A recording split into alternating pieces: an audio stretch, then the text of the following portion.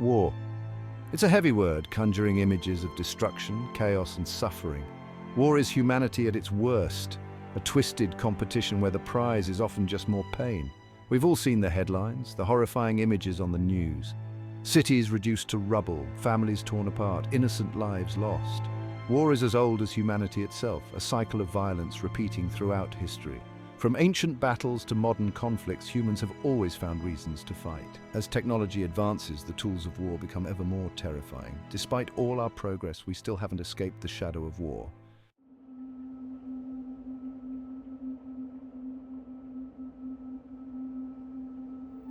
We're talking about war crimes. These are deliberate acts of barbarity, violations of the laws of war, torture, murder, and rape used as weapons of war, children forced to become soldiers, civilians targeted intentionally. These acts violate international law and our shared humanity. The trauma inflicted on survivors can last a lifetime, tearing apart families and communities. The ripple effects of these crimes can poison peace and reconciliation for decades. They are attacks on the very fabric of our humanity.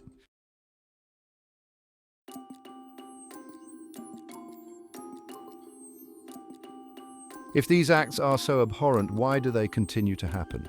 Why do perpetrators often escape justice?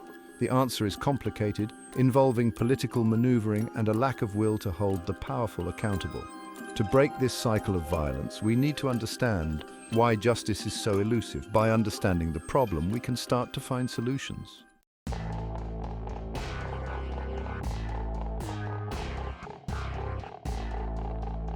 Picture a battlefield shrouded in smoke and dust, chaos reigning supreme.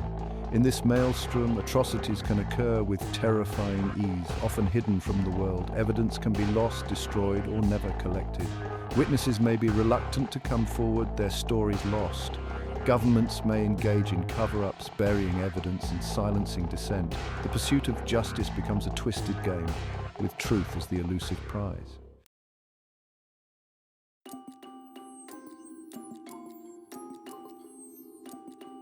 In international relations, realpolitik often reigns supreme. National interests and strategic alliances can trump demands for justice. War crimes tribunals can become pawns in a geopolitical chess game. Powerful nations may obstruct justice to protect their own. The International Criminal Court relies on state cooperation, which can be withheld. The pursuit of justice becomes a delicate balancing act.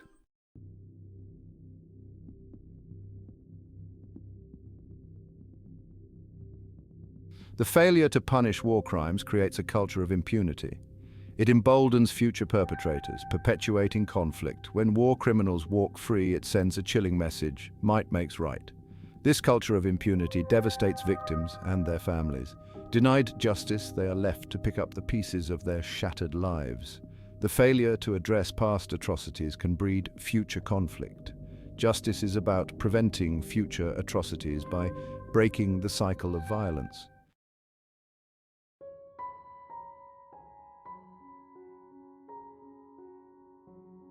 In the aftermath of war, peace often takes precedence over justice. Negotiators may prioritize ceasefires over holding perpetrators accountable. Justice becomes a bargaining chip traded for stability. This can undermine the rule of law and erode public trust. While peace is important, it should not come at the expense of justice. A lasting peace built on impunity is fragile and risks future conflict.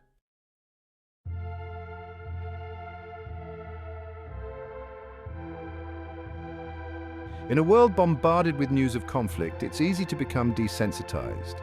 Compassion fatigue can lead to a lack of political will to address war crimes.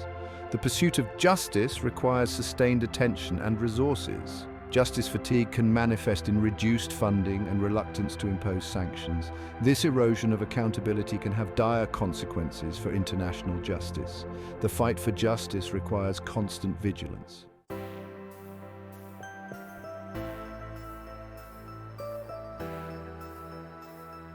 The International Criminal Court, ICC, was set up to hold war criminals accountable. It can only step in when national courts can't or won't prosecute. The ICC doesn't have its own police force, relying on countries to arrest suspects. Powerful countries may refuse to cooperate, undermining the ICC's efforts. The ICC is supposed to be the ultimate enforcer of international justice, but without real power, it often ends up looking like a paper tiger. The ICC faces a constant struggle to bring war criminals to justice. It's a battle against political pressure and lack of enforcement.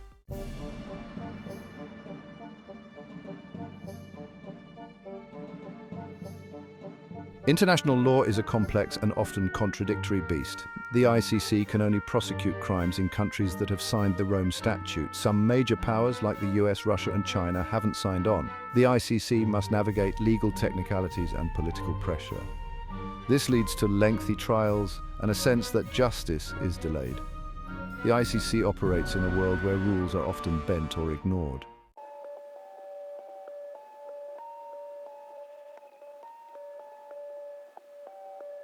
The ICC can convict war criminals, but getting them to serve their sentence is another matter. Without its own police force, the ICC relies on countries to arrest and extradite criminals. Some countries refuse to cooperate, claiming trials are politically motivated. This lack of enforcement undermines the ICC's credibility. It's like having a referee who can call fouls but can't penalize players. The ICC's lack of enforcement power is a major Achilles heel. Here's another uncomfortable truth about the pursuit of justice for war crimes. It often feels incredibly one-sided. There's a perception, and it's not entirely unfounded, that the ICC and other international justice mechanisms disproportionately target leaders and individuals from weaker states, while those from powerful nations seem to operate with impunity.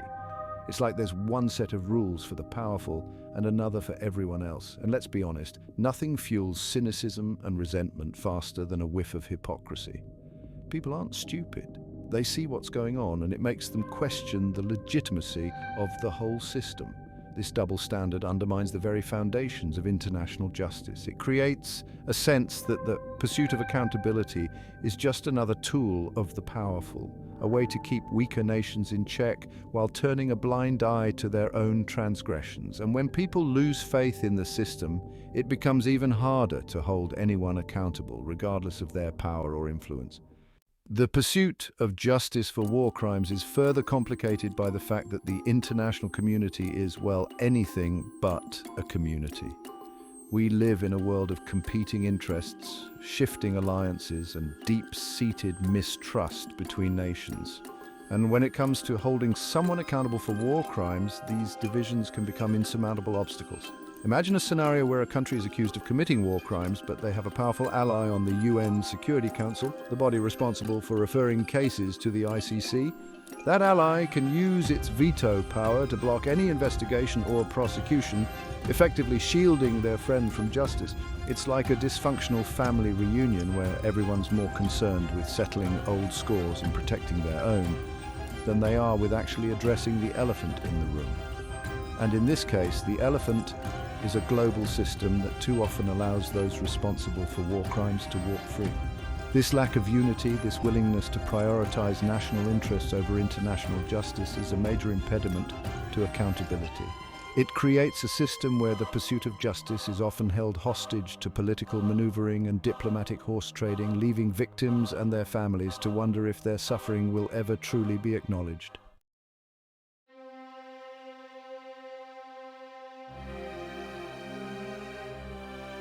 All right, let's get real for a second. War crimes aren't just stories, they're real events with real victims, and sadly they keep happening. It's like a broken record, a never-ending cycle of violence. We set up the International Criminal Court to hold war criminals accountable, yet here we are still facing the same problems.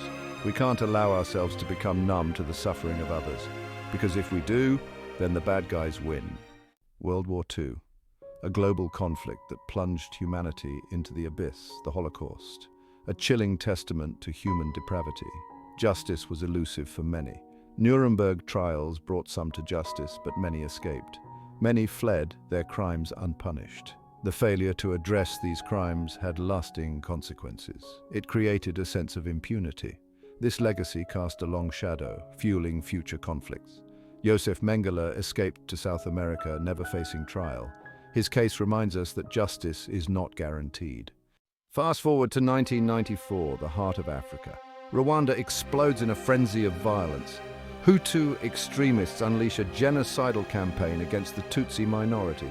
The world watches in horror but fails to intervene. The UN peacekeeping force can only bear witness to the slaughter. The ICTR is established to bring the perpetrators to justice. The Rwandan genocide stands as a searing indictment of the international community's failure.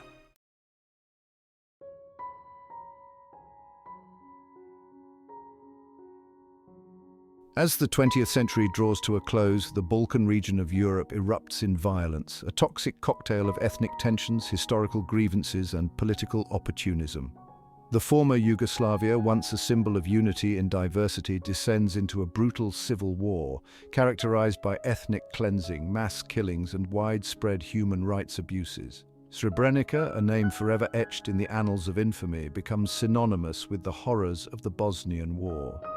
In July 1995, Bosnian Serb forces under the command of Ratko Mladic overrun the UN-declared safe area, systematically murdering over 8,000 Bosniak men and boys in a matter of days. The International Criminal Tribunal for the former Yugoslavia, established in 1993, faces the daunting task of holding those responsible accountable. The ICTY, despite facing numerous challenges, including political interference and witness intimidation, manages to convict a number of high-ranking officials, including Slobodan Milosevic, the former president of Serbia, and Ratko Mladic, the butcher of Bosnia. However, the pursuit of justice in the former Yugoslavia remains fragmented and incomplete. Many lower-level perpetrators remain at large, and the wounds of war continue to fester, hindering reconciliation and fueling a climate of impunity. The Balkan experience highlights the challenges of achieving justice in the aftermath of complex, multi-sided conflicts, where the lines between victim and perpetrator are often blurred.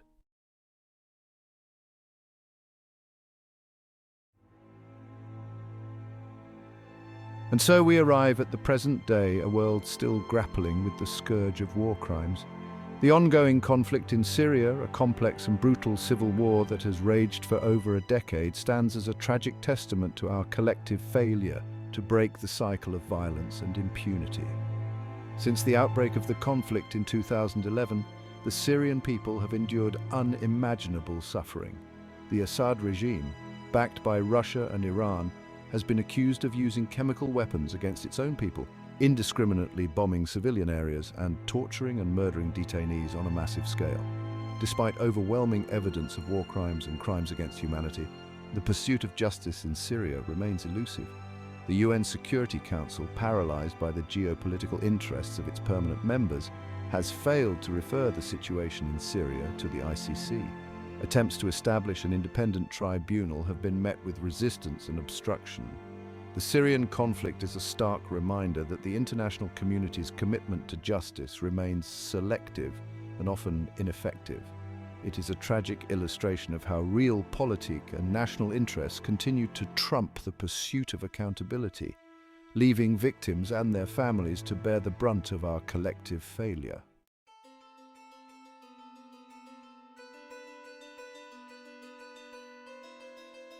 So here we are, folks. We've journeyed through the murky depths of war crimes, exposed the failings of international law, and witnessed firsthand the human cost of our collective inaction. It's enough to make you want to throw up your hands in despair, to resign yourself to the belief that the world's just a messed up place and there's nothing we can do about it. But here's the thing, giving up isn't an option. Because when we turn our backs on injustice, when we allow war criminals to act with impunity, we're not just failing their victims, we're failing ourselves. We're chipping away at the very foundations of our shared humanity, eroding the principles of justice and accountability that underpin a civilized society. Think about it. Every time a war crime goes unpunished, it sends a dangerous message to the world. It tells other would-be tyrants and dictators that they too can get away with murder. That might makes right, and that international law is nothing more than a flimsy piece of paper. And what happens then? The cycle of violence continues. Conflicts drag on, fueled by hatred and resentment. More innocent lives are lost. And the world becomes a more dangerous, unstable place for all of us. The truth is, we've had enough of empty promises, enough of strongly worded condemnations from world leaders that amount to little more than lip service, enough of toothless tribunals and investigations that go nowhere. What we need now is action. Real, concrete action that demonstrates a genuine commitment to holding war criminals accountable, no matter who they are or how powerful they may be. That means strengthening international institutions like the ICC, giving them the resources and the teeth they need to do their job effectively. It means closing the loopholes in international law that allow perpetrators to slip through the cracks. And it means standing up to those who would obstruct justice, who would prioritize political expediency over the pursuit of accountability. But it's not just about institutions and laws. It's about changing the culture of impunity that allows these crimes to happen in the first place. It's about fostering a global environment where war criminals know that they will be held accountable for their actions, no matter where they hide or how long it takes. Look, I get it, the world's a complicated place. International relations are messy, and there's no easy fix for the problem of war crimes, but that doesn't mean we can't do better. It doesn't mean we can't strive for a system that prioritizes justice and accountability, a system that puts victims at its center. Maybe that means rethinking our entire approach to international justice. Maybe it means moving beyond the traditional model of top-down tribunals and prosecutions, exploring alternative mechanisms for truth-telling, reconciliation, and restorative justice. Maybe it means empowering local communities to hold perpetrators accountable, supporting grassroots efforts to document crimes, gather evidence, and seek justice through traditional or community-based mechanisms. Whatever form it takes, one thing's clear: the status quo isn't working. We can't keep doing the same thing over and over again and expect different results. It's time for a new blueprint for justice, one that reflects the realities of the 21st century and the urgent need for accountability in a world increasingly riven by conflict. Now you might be thinking, okay, John, that's all well and good, but what can I do? I'm just one person. How can I possibly make a difference? And you know what? You're right, one voice alone can't change the world, but here's the thing: one voice can spark a conversation. One voice can inspire others to speak out. And together, those voices can become a chorus for change, a force powerful enough to shame governments into action, to demand justice for those who have been silenced. So, what can you do? Educate yourself about the issue, talk to your friends and family, write to your elected officials, support organizations working to end impunity and promote accountability. Use your voice, however small it may seem, to amplify the voices of the voiceless. Because here's the truth: indifference is the oxygen that fuels these crimes. It's the silence of the bystander that allows perpetrators to act with impunity. But when we speak out, when we refuse to look away, we shine a light on the darkness and we create a world where justice has a fighting chance. We've reached a tipping point, folks. The world is watching, waiting to see if we've learned anything from the horrors of the past. The time for talk is over. The time for empty promises has passed. The time for action is now. Demand justice for the victims of war crimes. Demand accountability from those in power. Demand a world where these atrocities are not just condemned but prevented. Demand a future where the words "never again" actually mean something. The choice is ours. We can continue down the same path of inaction and indifference, allowing the cycle of violence and impunity to continue unchecked. Or we can choose a different future, a future where justice prevails, where accountability is the norm, and where the human cost of war is never forgotten. The time for change is now. Let's make it happen.